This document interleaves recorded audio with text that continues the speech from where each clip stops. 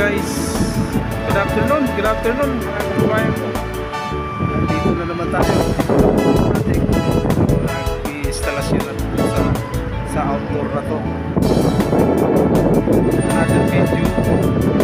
Yung video kanina di post ko ngayon. Ito panibago. Ito dalawang aircon dito, isang split isang Whirlpool saka isang Electrolux. 2 horsepower, ito naman 2.5 horsepower. Yan. Hindi nila ilalagay yan. Napakainit sa taas, grabe, sobra init sa taas. Dito ako tumungtong ako sa pinaka roof deck dito. Dito naman kahit ano may hangin pa.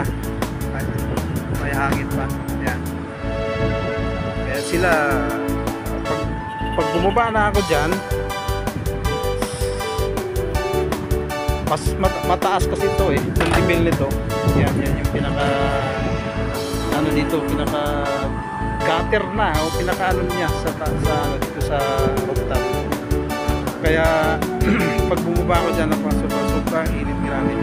Ngayon ginagawa na nila, napakainit dito. Pero dahil merong lumang aircon na doon, dalawa, yan ay sinubukan ng ayusin at inano ko na rin, hindi ko na rin nilinis kasi tawag nun, useless ilinis ko dun eh, wala na pag-asa yata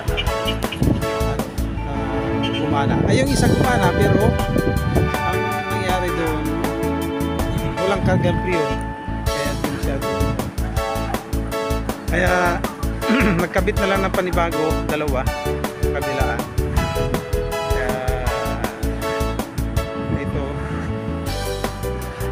Tapos dito siguro mga 2 days o ang linggo bukas tatapusin din magkakaroon na ng aircon doon. Dalawang aircon luma doon, hindi na nagana yung isa pero walang kargang priyo, kailangan ko kargang priyo pero nagkasusunod kaya nagkabit na lang dalawa.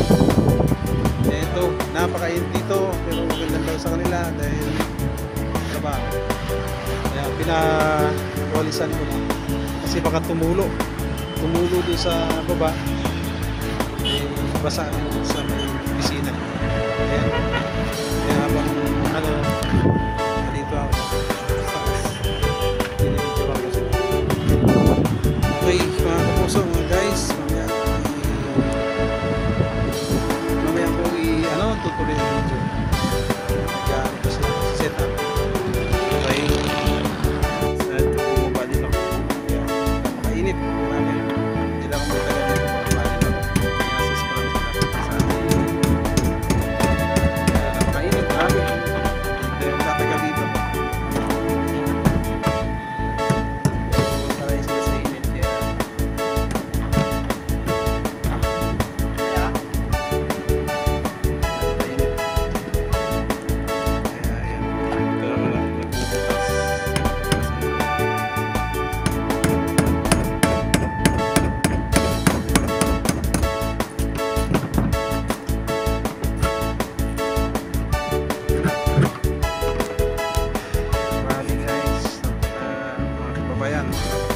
napakainit. Kaya mamaya lalagay na yung aircon. Ano kasi dito gusto nilang tapusin eh para may panibagong project na naman sila gagawin. Kaya hanggang bukas ang ano nila dito. Init, grabe. Bye bye. Okay guys, baba muna tayo. Tingnan natin kaya. Sobrang init na talaga.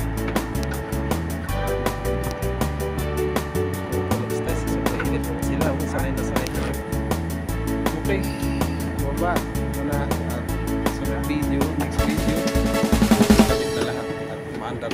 Okay, bye bye.